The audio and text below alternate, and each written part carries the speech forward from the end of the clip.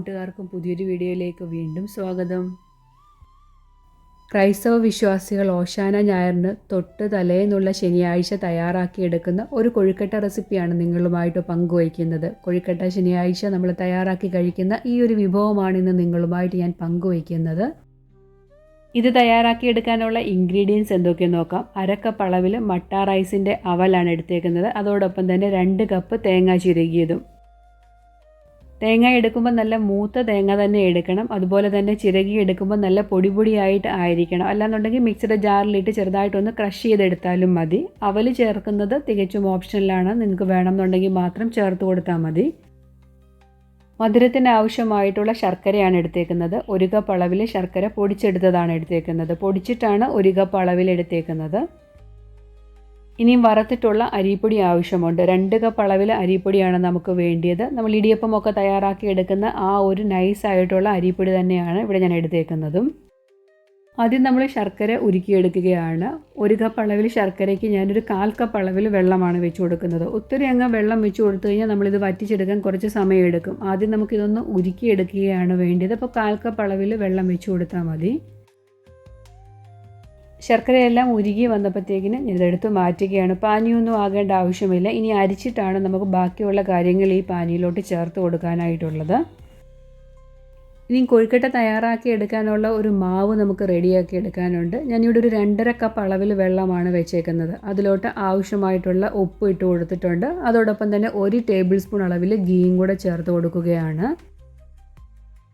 ഇവയൊന്ന് mix ചെയ്തിട്ട് വെള്ളം നല്ല രീതിയിലൊന്ന് തിളച്ച് വരുന്നത് വരെ വെയിറ്റ് ചെയ്യണം. ഞാൻ എടുക്കുന്ന അരിപ്പൊടിയുടെ ആ ഒരു കണക്കിനനുസരിച്ചിട്ടാണ് ഇവിടെ വെള്ളം വെച്ച് കൊടുക്കുന്നത്. അപ്പം നിങ്ങൾ എടുക്കുന്ന അരിപ്പൊടിക്ക് അനുസരിച്ചിട്ട് വേണം വെള്ളം വെച്ച് കൊടുക്കാനും.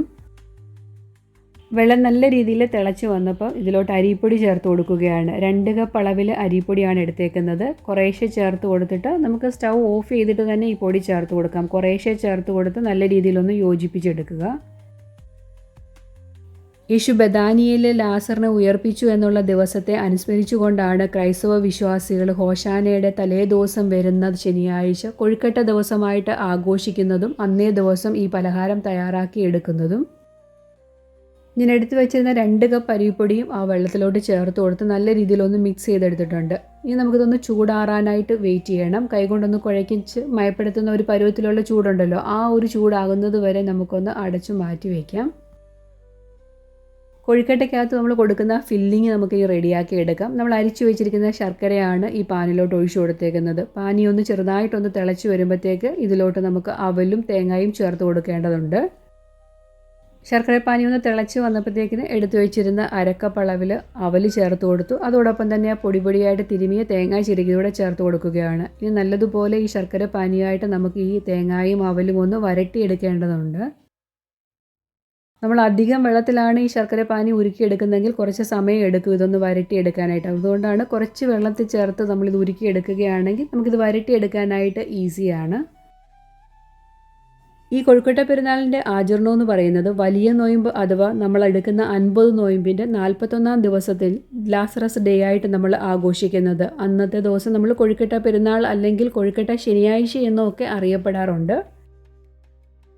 ഇനി ഫ്ലേവറിന് വേണ്ടിയിട്ട് ചുക്കും ഏലക്കായും കൂടെ പൊടിച്ചത് 1 ടീസ്പൂണോടെ ചേർത്ത് കൊടുക്കുന്നുണ്ട്. ഇപ്പം നല്ല രീതിയിൽ ആ ശർക്കര പാനിയൊക്കെ ഒന്ന് ഡ്രൈ ആയിട്ട് നമ്മുടെ തേങ്ങയിലോട്ട് പിടിച്ച് നല്ലതുപോലെ വരട്ടിയെടുത്തിട്ടുണ്ട്. ഈ ഒരു കൂട്ടും നമുക്ക് ചൂടാറാനായിട്ട് മാറ്റി വെക്കേണ്ടതുണ്ട്. നേരത്തെ നമ്മൾ കുഴച്ച് മാറ്റി വെച്ചിരുന്ന മാവിൻ്റെ ചൂടൊക്കെ ആറിയിട്ടുണ്ട്. കൈകൊണ്ട് കുഴച്ച് മയപ്പെടുത്താൻ പറ്റുന്ന ഒരു പരുവത്തിലായിട്ടുണ്ട്. ഇനി കുഴച്ച് നല്ല രീതിയിലൊന്ന് സോഫ്റ്റ് ആക്കി എടുക്കണം. നമ്മൾ ഗീ ഒക്കെ ചേർത്ത് കൊടുക്കുന്നത് കൊണ്ട് കൊഴുക്കട്ട നല്ല സോഫ്റ്റായിട്ട് തന്നെ കിട്ടും. കുഴച്ച് നല്ല രീതിയിലൊന്ന് മയപ്പെടുത്തി എടുക്കുകയാണ് വേണ്ടിയത്. കൊഴുക്കട്ട ശനിയാഴ്ച നമ്മൾ തയ്യാറാക്കി എടുക്കുന്ന ഈ കൊഴുക്കട്ട ക്രൈസ്തവ വിശ്വാസികളുടെ എല്ലാ ഭവനങ്ങളിലും അന്നേ ദിവസം തയ്യാറാക്കി എടുക്കാറുണ്ട്. ഇത് തയ്യാറാക്കി വീട്ടിലെ കാരണവർ പ്രാർത്ഥിച്ച് ബാക്കി എല്ലാവർക്കും കൊടുക്കുകയാണ് പതിവ്. ഫില്ലിങ്ങിൻ്റെയും ചൂടൊക്കെ ആറി വന്നിട്ടുണ്ട്. കയ്യിൽ ലേശം വെള്ളം ഒന്ന് തൊട്ടിട്ട് നല്ല രീതിയിൽ ഇതുപോലെ കനം കുറച്ചൊന്ന് പരത്തിയെടുക്കും. നമ്മൾ സാധാരണ കൊഴുക്കട്ട എങ്ങനെയാണ് തയ്യാറാക്കി എടുക്കുന്നത് ആ ഒരു രീതിയിൽ പരത്തിയെടുത്തിട്ട് ഫില്ലിങ് വെച്ച് കൊടുത്ത് നല്ല രീതിയിലൊന്ന് റോൾ ചെയ്ത് കൊടുക്കുക.